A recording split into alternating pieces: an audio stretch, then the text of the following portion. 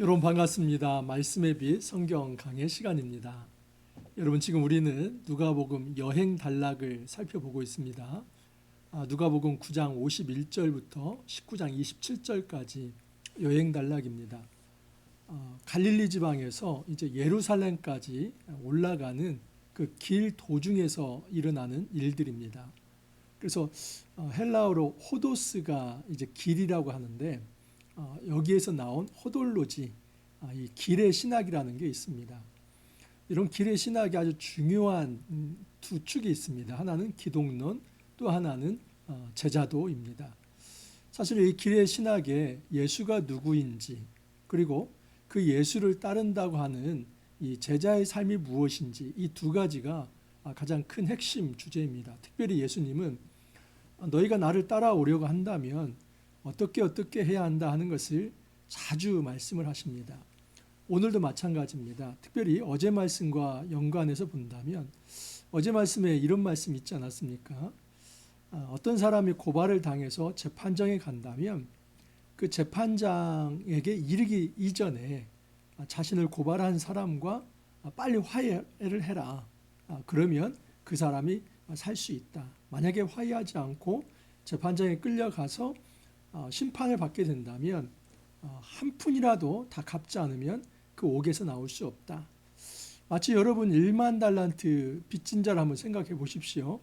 제가 전에 한번 계산을 해봤지만 20만 년 봉급을 이제 빚졌다고 생각해 보십시오. 그리고 그것을 하나라도 갚지 못한다면 나올 수 없다. 그것은 일단 한번 이제 심판을 받게 되고 또 옥에 들어가게 되면 다시 풀려날 수 없다는 것이겠죠. 예수님께서는 예배자가 이제 성전에 나아가기 전에 화해를 해라. 지금 이 정도로 말씀하는 게 아니라 이 호돌로지, 이 길의 신학에서 예수님께서 지금 이제 십자가를 향해서 나아가고 계시는데 사실 예수님이 이 십자가 처형을 당하고 또 부활하시지 않습니까? 이것은 하늘 위에서 하나님께서 큰 전투를 하시는 겁니다. 사단을 이 땅에 완전히 내리꽂는 심판이 시작이 됩니다. 이것이 십자가의 사건입니다. 그리고 예수님의 이 초림의 십자가 사건 이후에 이제 예수님의 재림 때까지 하나님의 심판은 지속이 됩니다. 그리고 예수님 재림 때에 최후의 심판을 통해서 하나님의 심판은 완성이 될 것입니다. 예수님께서 말씀하시는 건 뭐냐면 우리 하나님께서 심판을 완전히 작정하시기 전에 너희들이 그 하나님의 심판대 앞에 이르기 전에 먼저 회개하라. 그런 차원에서 너를 고발한 자와 화해하라 이렇게 말씀을 하신 겁니다. 여러분 예수님을 대적하는 많은 사람들이 있었지요. 바리새인, 서기관들, 또 종교 지도자들, 그들은 예수님을 대적했습니다. 항상 모의하면서 예수님을 죽이려 들었습니다. 예수님께서 이 땅에 진정한 하나님의 아들로 메시아로 오셨건만 예수님이 시작하신 그 예수 운동, 하나님 나라 운동을 오히려 방해하면서 또 대적하면서 저항하려 했습니다.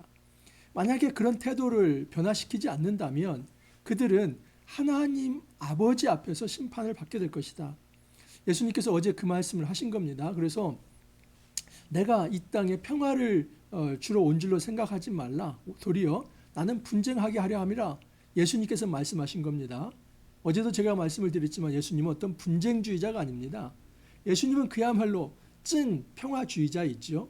왜냐하면 하늘의 평화를 이 땅에 실현하기 위해서 예수님이 자기 자신을 몸소 희생하시기 때문입니다. 칼과 창, 어떤 무력으로 평화를 가져오는 것이 아니라 예수 자신을 희생하심으로 진정한 이 사단과의 영적 전투에서 완전히 승리를 하고 이 땅에 참된 평화와 안식과 생명을 가져다 주시는 것이기 때문에 예수님의 이 싸움이야말로 완전한 자기를 들여서 이제 평화를 가져오는 이 선으로 악을 이기는 싸움입니다. 그렇기 때문에 여러분 이 예수님의 이 거룩한 길, 정말 하나님의 뜻을 이루는 이 거룩한 길을 가로막고 저항하고 오히려 걸림돌을 놓고 그리고 그 예수님을 죽이려 하는 사람이 있다면 그가 가지고 있는 죄에 대해서 그가 심판을 받게 될 것입니다. 그래서 예수님께서는 이 길의 신학에서 회개를 촉구하고 있습니다. 자, 오늘 말씀은 회개에 관한 말씀입니다. 회개와 하나님 나라가 어떻게 연관성이 있는가 한번 살펴보겠습니다. 1절 이하를 보면 그때 마침 두어 사람이 와서 빌라도가 어떤 갈릴리 사람들의 피를 그들의 제물에 섞은 일로 예수께 아뢰니 대답하여 이르시되 너희는 이 갈릴리 사람들이 이같이 해 받음으로 다른 모든 갈릴리 사람보다 죄가 더 있는 줄 아느냐? 너희에게 이르노니 아니라 너희도 만일 회개하지 아니하면 다 이와 같이 망하리라. 어떤 두 사람이 나왔습니다. 그러면서 이런 이야기를 합니다. 총독 빌라도가 어떤 갈릴리 사람들의 피를 흘렸습니다. 그래서 그 이방 제물에 섞었습니다. 이건 실제로 뭐 그들의 피를 이방 제물에 섞었다 하기보다는 어떤 관용적 표현을 한 것이죠. 이 유대인을 이 갈릴리 사람을 로마 이 어떤 총독이 무참히 이제 처형을 했다는 것이죠. 거기에 대해서 이제 이 사람들이 이런 생각을 갖는 것입니다. 갈릴리 사람들이 죄가 있기 때문에 그 죄에 대해서 저렇게 무참히 처형을 당한 것이다. 그렇게 지금 생각을 하는 것입니다. 그런데 예수님은 그렇게 말씀하시지 않습니다. 너희에게 이르노니 아니라 너희도 만일 회개하지 아니하면 다 이와 같이 망하리라. 이것은 지금 이 갈릴리 사람들이 어떤 마땅히 죽을 만한 죄를 지었기 때문에 이 로마 총독에 의해서 무참히 처형을 당했다. 그것에 대해서 예수님이 인정하려고 하는 것이 아닙니다. 오히려 아니라 이렇게 말씀하셨을 때는 그들은 폭력에 의해서 이제 무참히 어떤 희생을 당한 것이다. 예수님께서 그렇게 보시고 있습니다.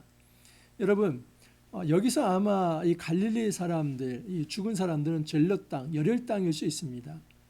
뭐 우리로 말한다면 일제 강점기 때의 어떤 독립 투사들일 수도 있습니다. 유대인 입장에서는 힘으로라도 어떤 무력으로라도 이 로마에 저항하면서 이 유대의 독립을 꿈꾸려고 했던 그런 사람들일 수 있습니다. 그들이 죽은 것에 대해서 예수님께서 그래, 그들이 죄가 많아서 그들이 죽었다 이렇게 말하기보다는 그들이 죽은 것은 맞다. 이 로마 총독의 어떤 폭력에 의해서 죽은 것이다. 하지만 예수님께서 여기서 말하려고 하는 것은 무엇이냐면 보십시오. 또 실로암에서 망대가 무너져 치어 죽은 8사람이 예루살렘에 거한 다른 사람보다 죄가 더 있는 줄 아느냐? 너희에게 이르노니 아니라 너희도 만일 회개하지 아니하면 다 이와 같이 망하리라. 주님께서 말씀하시는 건 뭐냐면 지금 이 로마 총독에 의해서 이제 그 폭력의 칼에 의해서 죽임을 당한 이 사람들이 어떤 큰 죄가 있어서 죽은 것은 아니다. 그렇지만 로마 사람들의 폭력에 의해서 죽은 것인데 만일 너희들이 회개하지 않는다면 너희들은 이보다도 더 심하게 망하게 될 것이다. 그 말씀을 하는 겁니다. 그러니까 그 사람들이 죄가 있는데 너희도 죄가 있으면 죽는다. 이런 차원보다는 지금 예수님께서는 거기에 대해서 어떤 말씀을 하시는 게 아닙니다. 그들은 분명히 폭력에 의해서 희생을 당했지만 그래서 죽임을 당했지만 너희들이 만약에 회개하지 않는다면 너희들은 더 심하게 망가질 것이다. 그 부분을 얘기하는 겁니다. 또한 실로암 망대가 무너져서 18명이 죽었습니다. 이 부분은 여러분 재난의 문제입니다. 앞에 부분은 국가 권력에 의한 어떤 희생, 이 폭력의 문제, 국가 폭력에 의해서 이제 희생당한 문제라고 한다면 그 다음의 문제는 이제 재난의 문제이죠. 그래서 어떤 예기치 못한 재난을 당했습니다. 많은 사람들이 생각하죠. 그 사람이 이렇게 죽은 것은 다 죄가 있어서 죽었다. 정말 이런 막말을 우리가 해서는 안 됩니다. 함부로 재난당한 사람들, 그렇지 않아도 슬픔을 안고 살아가는 사람들에게 당신이 뭐 지은 죄가 있으니까 천벌을 받은 거야. 그런 말을 하는 사람이 천벌을 받는 것이죠. 절대 이런 말을 해서는 안 됩니다. 예수님도 여기에 대해서 그들의 죄 때문에 이들이 벌을 받았다. 지금 이걸 얘기하는 게 아니라 너희들이 회개하지 않는다면 이보다도 더 심하게 너희들은 망가지고 하나님의 심판을 받게 될 것이다. 그것을 지금 말을 하는 것입니다. 여러분, 중요한 것은 회개하라는 메시지입니다. 어제도 마찬가지이지만 재판장이신 그 하나님 앞에 나아가기 전에 하나님의 최후의 심판이 이루어지기 전에 너희들의 개인적 종말이든 아니면 이 인류의 종말이든 하나님의 심판이 시행되기 전에 하나님 앞에 먼저 회개하라. 그러면 살 수 있다. 그래서 오늘 본문은 이 회개하라는 메시지가 굉장히 중요한 메시지입니다.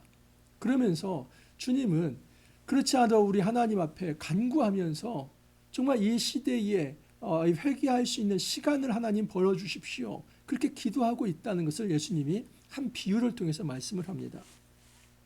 이에 비유로 말씀하시되 한 사람이 포도원에 무화과 나무를 심은 것이 있더니 와서 그 열매를 구하였으나 얻지 못한지라.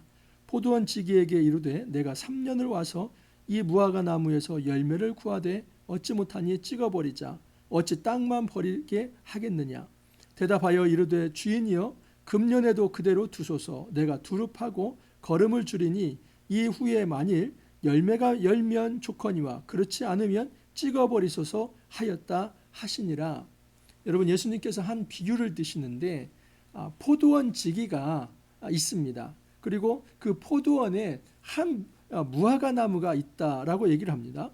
그런데 여기 보면은 이제 주인이 와서 이 포도원에 한 무화과 나무가 있는데 그 무화과 나무가 이 3년이 지나도록 어떤 열매를 맺지 못한다는 겁니다. 그래서 이제 이 무화과 나무를 좀 찍어버리자 주인이 이렇게 제안을 합니다. 근데 그때 포도원 지기가 아닙니다. 금년에도 그대로 두소서. 내가 두릅하고 거름도 줄 것인데 만일 열매가 없다면 내년에는 찍어도 좋습니다. 그렇게 하는 것입니다. 여러분, 이 3이라고 하는 숫자, 예수님께서 여러분 공생에 몇 년이십니까? 3년이죠. 지금 여러분 이 포도원이라고 하는 것은 이스라엘 자체를 상징을 합니다. 거기에 무화과 나무라고 하는 것은 이것은 좀 미래적인 것이죠. 사실은 포도원에 포도나무가 많은데 그 포도나무에 무화과 나무가 좀 한 그루 있다는 것, 이 사실 자체가 좀 이상합니다. 어찌됐든 여러분 지금 이 이스라엘 사회가 정상적이지 않다고 하는 것을 좀 알 수 있죠. 그런데도 그 무화과 나무가 좀 열매를 맺기를 바라고 있습니다. 예수님의 이 공생의 사역을 통해서 하나님 앞에 정말 씨를 뿌리면서 열매 맺기를 바라는 마음과 같습니다. 제자 훈련을 시키고 무리들을 가르치고 병을 고치고 귀신을 쫓아내고, 여러분 하나님 나라를 돌이켜 하기 위해서 예수님이 할 수 있는 모든 것을 다 하셨습니다. 거름 주고 물 주고 다 합니다. 그런데도 3년이 되도록 어떤 열매도 맺지 못하기 때문에 우리 하늘 아버지는 이제 내가 좀 심판을 해야겠다, 다 쓸어버리겠다 하시는데 예수님이 한 해만 좀 더 기다려 주십시오. 올해까지 좀 더 기다려 주십시오. 또 내년에도 열매가 없다면 그때는 찍으소서. 여러분, 하나님의 긍휼이 무한하지 않습니다. 물론 여러분 정말 하나님 관점에서 그 은혜는 인간이 정말 어떤 측량할 수 없는 어마어마한 그런 어떤 은혜를 하나님께서 가지고 계시고 긍휼의 마음을 가지고 계시죠. 그런데 이것을 오용해서는 안 될 이유는 뭐냐면 그렇게 큰 은혜를 가지고 계시고 큰 긍휼을 가지고 계신 분이지만 하나님께서 끝까지 참으시는 건 아니라는 겁니다. 하나님께서 그렇게 긍휼을 베푸시고 은혜를 베풀어 주셨는데 여전히 열매를 맺지 않는 자, 다시 말해서 하나님 앞으로 돌아오지 않는 자, 그 사람은 하나님께서 심판하실 날이 있다 하는 사실입니다. 그러므로 우리는 이 하나님의 은혜를 오용하며 받아들여서는 안 됩니다. 하나님께서 은혜로우시니까 뭐 내가 이런 정도 죄를 지어도 또 내가 이렇게 살더라도 다 용서하시겠지. 물론 용서하십니다. 하지만 끝까지 하나님께서 만약에 그의 백성이 돌아오지 않는다면 결국은 하나님께서 찍을 날이 있다 하는 사실입니다. 예수께서 안식일에 한 회당에서 가르치실 때에 18해 동안이나 귀신 들려 앓으며 꼬부라져 조금도 펴지 못한 한 여자가 있더라. 예수께서 보시고 불러 이르시되 여자여 내가 내 병에서 놓였다 하시고 안수하시니 여자가 곧 펴고 하나님께 영광을 돌리는지라. 이 18회 동안 18회 동안 여러분 허리가 꼬꾸라졌습니다. 등을 펴지 못합니다. 뿐만 아니라 귀신이 들렸다고 합니다. 이중거죠. 귀신 들렸죠. 또 질병이 있죠. 그래서 영적으로 육적으로 완전히 자유를 잃어버린, 안식을 잃어버린 여인입니다. 얼마나 이게 역설입니까? 예수께서 안식일에 한 회당에서 가르치실 때에 가장 상한식을 누리지 못하는 여인이 서 있었던 것입니다. 근데 예수님은 정말 그 안식일 날 그 여인이 그렇게 고통당하는 모습을 그렇게 무심히 지나치는 것이 아니라 다가가서 안수하며 그의 허리를 펴게 하여 주시고 그리고 귀신을 쫓아내십니다. 너는 놓였다. 네가 내 병에서 놓였다.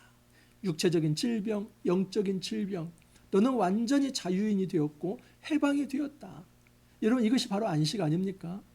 이 안식을 잃어버린 여인에게 안식을 가져다 주신 겁니다. 안식일 날 안식이 잃어버렸다 하는 것은 하나님 나라의 깨어진 안식에 대한 상징입니다. 첫사람 아담이 죄를 지은 이후로 그 에덴 동산에서 쫓겨났습니다. 쫓겨난 결과 가장 큰 특징이 무엇입니까? 죽음이 찾아왔다는 것. 여러분, 이 죽음의 그림자, 질병, 결핍, 모든 부족함, 이것은 다 죽음의 그림자들이죠. 안식을 잃어버린 것에 대한 사회적 특징입니다. 그러므로 예수님은 아담 이래로 이 신라건 이후로 에덴에서 쫓겨난 이후로 하나님 나라가 깨졌고 안식이 깨어져서 모든 사람들이 이 18배 된 허리가 꼬부라지고 귀신 들린 여인처럼 안식을 잃어버리고 고통당하는데 내가 진정한 그들에게 안식을 가져다 줄 이제 하나님의 아들이다. 귀신을 쫓아내고 병을 고치시는 것은 예수님의 하나님의 아들로 이 땅에 임하셨고 하나님의 통치가 임하고 있다는 것을 극적으로 보여주는 것입니다. 그러므로 이 여인에게 하나님 나라가 실제가 되었습니다. 여러분, 이것이 바로 예수운동, 하나님 나라 운동입니다. 예수님이 예루살렘을 향해서 터벅터벅 걸어가시는 이유는 이 하나님 나라 도래를 알리시기 위함입니다. 사단의 권세를 무찌르고 악과 어떤 죄와 사망의 권세를 무찌르시고 그곳에 진정한 의와 생명과 그리고 하나님의 이제 놀라운 이 샬롬의 통치, 이 자유의 통치, 안식의 통치가 임하게 하겠다 하는 것입니다. 그렇기 때문에 놀랍게도 여러분, 종교 지도자들, 바리새인과 서기관, 사두개인들 또는 뭐 이런 어떤 율법사들, 이들은 하나님 나라가 도래하는 것에 대해서 쌍수를 들면서 막아서고 있지만 이 여인은 쌍수를 들면서 환영하고 있습니다. 누가 하나님 나라에 적합한 자인가? 예수님께서 보이시고자 하는 것은 바로 이 여인이라는 것이죠. 근데 여기에 대해서 또 딴지를 겁니다. 회당장이 예수께서 안식일에 병 고치시는 것을 분내어 무리에게 이르되 일할 날이 엿새가 있으니 그동안에 와서 고침을 받을 것이요 안식일에는 하지 말 것이니라.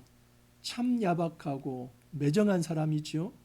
여러분, 지금 안식일 날 이 여인이 고침받는 것은 얼마나 놀랍고 기뻐해야 할 일입니까? 그런데 그 여인을 타박하는 겁니다. 네가 엿새 동안이나 뭐 하다가 이 안식일 날 와가지고 고침을 받냐? 쉽게 말해서 안식일 날 병고침을 받는 것은 노동을 했기 때문에 안식일법을 어겼다는 것이죠. 기가 막혀서 예수님께서 이런 얘기를 합니다. 외식하는 자들아, 너희가 각각 안식일에 자기의 소나 나귀를 외양간에서 풀어내어 이끌고 가서 물을 먹이지 아니하느냐? 안식일 날 여러분 외양간에서 그 생축을 풀어서 물 먹이는 것은 안식일법을 어기는 게 아닙니다. 예수님께서 말씀하시는 거죠. 이런 생축도 물 먹이면서 잘 돌보는데 내가 하나님의 아들로서 메시아로서 안식일을 회복할 자로서 하나님 나라 운동을 시행하는 자로서 이 여인에게 하나님 나라가 임했다. 이 여인에게 진정한 자유와 해방이 임했다는 것을 보이기 위해 귀신을 쫓아내고 그리고 이 여인의 병을 고친 것이 그렇게도 잘못된 것이냐? 너희들은 생축의 생명은 귀히 여기면서 어찌하여 이 놀라운 하나님의 딸의 생명은 그렇게 무심히 바라보느냐? 예수님이 말씀하시는 겁니다. 그러면 18대 동안 사탄에게 매임받은 이 아브라함의 딸을 안식일에 이 매임에서 푸는 것이 합당하지 아니하냐? 합당하다는 것이죠.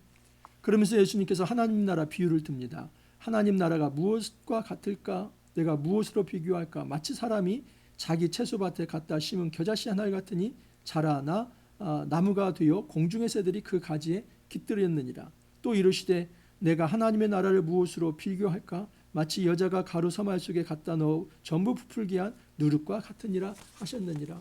여러분, 하나님 나라를 이제 소개할 때 이제 채소밭에 갖다 심은 겨자씨 한 알, 그것이 큰 나무가 되어서 모든 새들이 깃들일 만한 그런 안식처를 제공한다. 또 가루 서말이나 되는데 거기에 조그마한 누룩을 하나 넣었더니 전부 부풀게 되었다. 똑같이 여러분 하나님 나라는 성장한다 하는 것을 말하고 있습니다. 이 겨자씨 하나 또 누룩 조그마한 거 미미하죠. 미미하지만 하나님 나라는 성장한다. 너희들이 이 성전 권력자들이 그렇게 위세를 떨며 하나님 나라가 이 성전에 임할 걸로 생각하지만 하나님 나라는 이렇게 미미하게 이 여인에게 임하고 그 여인에게 임한 이 하나님 나라가 여기에서 그치는 것이 아니라 온 세계에 모든 새들이 와서 깃들 만큼 모든 병든 자들 모든 안식을 구하는 자들이 깃들 만큼 그렇게 성장하게 될 것이다 말씀하십니다. 이런 그 결과 우리가 이 복음을 받아들였습니다. 우리 한국 땅에까지 복음이 들어온 것을 한번 생각해 보십시오. 그 팔레스타인에서 예수 운동이 일어나고 그것이 이제 시리아와 터키와 그리고 유럽으로 다 넘어가고 그리고 중세와 이제 종교개혁 시대를 지나면서 이 신세계 여러분이 아메리카로 넘어가고 그리고 거기에서 미국인들에 의해서 선교가 이루어지고 1884년에 이 땅에 여러분 개신교 이제 선교사들이 들어오고 여러분 지금 이제 150년 가까이 어떤 140년 가까이 이제 개신교 선교 역사가 되지 않았습니까? 그러면서 한국 교회가 어마어마하게 성장을 하고 한국 교회는 다시 중국과 이제 동남아와 중동에 선교사들을 파송하고 여러분 이 놀라운 하나님 나라의 역사가 진행되고 있는 거 아닙니까? 작은 이 여인에게 심겨진 이 하나님 나라가 또 작은 이제 누룩과 같은 치와 같은 하나님 나라가 엄청난 큰 나무가 되고 부풀게 하는 이 반죽이 되어서 모든 사람들에게 생명을 전달하고 안식을 전달하게 된다라고 말씀을 합니다. 주님은 이 하나님 나라 비전을 말씀하시면서 제발 회개하라고 이야기합니다. 이 회개하라는 말은 메타노에오 이 말은 여러분 체인지입니다. 회개를 우리는 자백으로 많이 생각합니다. 성경 어디에도 이 회개를 자백으로 말하지 않습니다. 여러분 내가 죄가 있다 이 자백은 회개의 일부이지 그것이 회개의 전부는 아닙니다. 메타노에오 이 말은 뭐냐면 길을 바꾸는 겁니다. Change of the way입니다. 그 자신이 걸어가고 있던 어떤 길을 바꾸는 겁니다.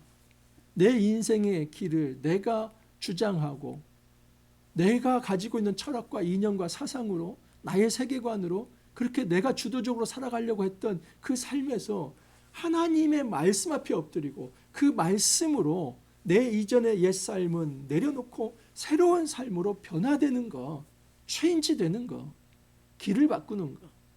우리가 교통 용어로 말한다면 유턴입니다. 내가 가고 있는 내 힘으로 내 스스로 가고 있는 그 길에서 이제는 하나님 나라를 소개받았으면 그 하나님 나라로 돌아오는 것, 이게 회개입니다. 예수님 당시에 이 회개는 제발 종교 지도자들에게 말씀하는 것이죠. 내가 예루살렘으로 향해서 올라가는데 이 예수 운동, 하나님 나라 운동을 대적하지 말고 나와 함께 동행하자. 나와 함께 이 길에 함께 하자. 그 길을 함께 하는 것이 회개입니다.